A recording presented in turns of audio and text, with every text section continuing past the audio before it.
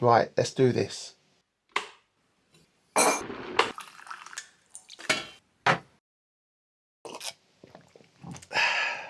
Okay, talking microphones. Yeah, let's look at these microphones. These are the ones that I own. First of all, I'm Steve Brookstein. I'm a soul singer. I've been singing for over 30 years. I've done every type of gig, big and small, different, whether it's with a guitarist, backing track, with a full band, huge band, big venue, small venue. Microphone is a very personal thing. There's so many out there, from literally £10 up to hundreds and hundreds. I obviously I've not tried them all, but I've tried a number of different price microphones. Now, I've been thinking about this over the last few days as to how much you should spend on a microphone. Now, if money's no object, fine, go around, try out loads of mics and see which one you like the best. It might end up being one that's 700-800 quid, £1,000, who knows. It might even be more than that if you've got the money to spend. Most people, though, I would imagine, from my roots, I used to sing in pubs. I still do occasionally, and I do gigs where the microphone has got to be good, but it doesn't have to be outrageously good, because there comes a point where it's not about the mic; it's about other things, whether it be your sound system. Sound system is really good. You've got to have good speakers, PA, but again, it all depends on the venue. You know, there's so many influences as to what makes up a good sound. You're going to have a venue that has got bad acoustics. You're going to have a venue that's got good acoustics. So these things will help you out, and whether you're playing with a band. So it's very difficult to put into a video, one video quickly. All right, I'll tell you straight off the bat which ones I like out of the ones that I've got. So if you just want to see that now, I'll tell you. It's the EV ND96 and the Sennheiser E945. These are my two favourite mics. I'll explain. If you want to watch the whole video, I'll explain why. If you just want to go now, buy one of these, you won't go wrong.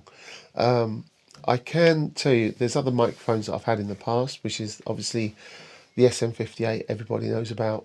I've worked on that, the Beta 58. I've done, yeah, it's such a personal thing that this video isn't about advising you what to buy.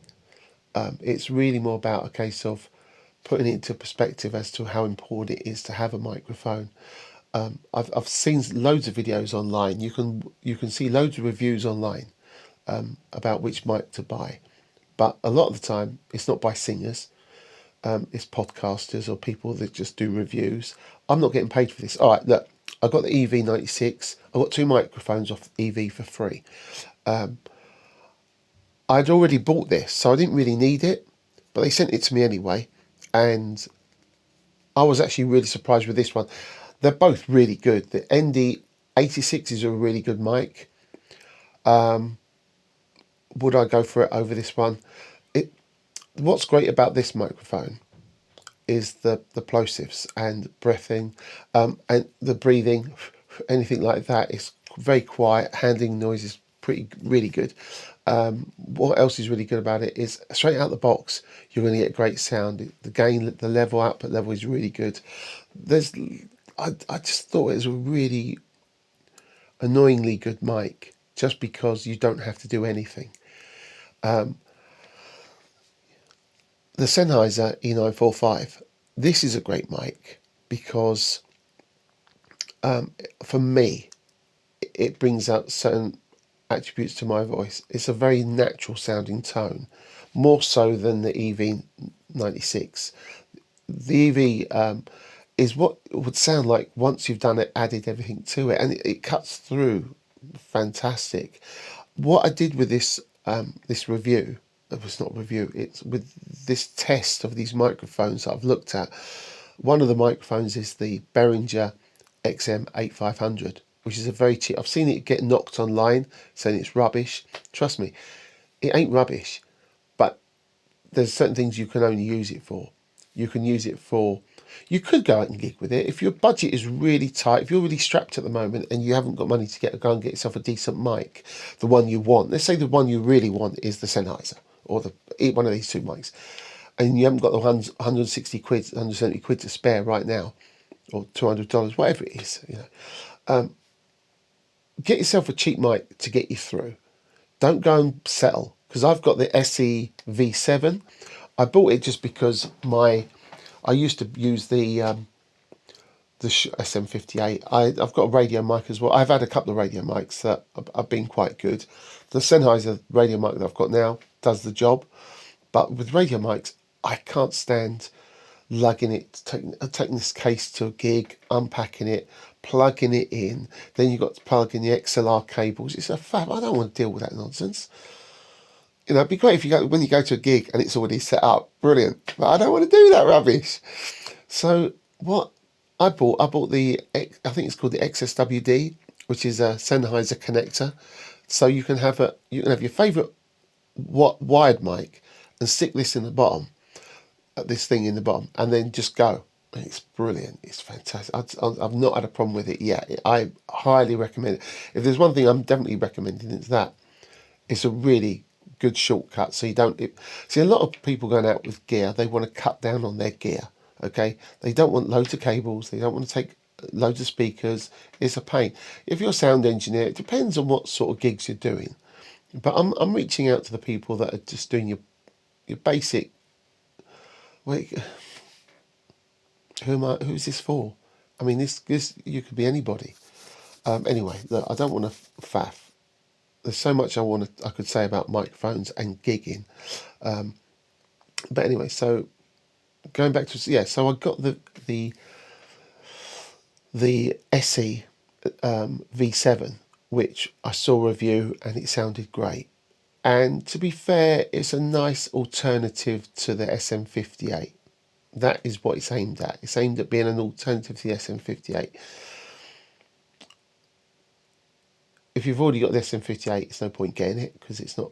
If anything, I would still, having lived with it, at first I thought it was a lovely sound. It was clear, didn't have many issues with the feedback, and the bottom end isn't boomy like the SM58.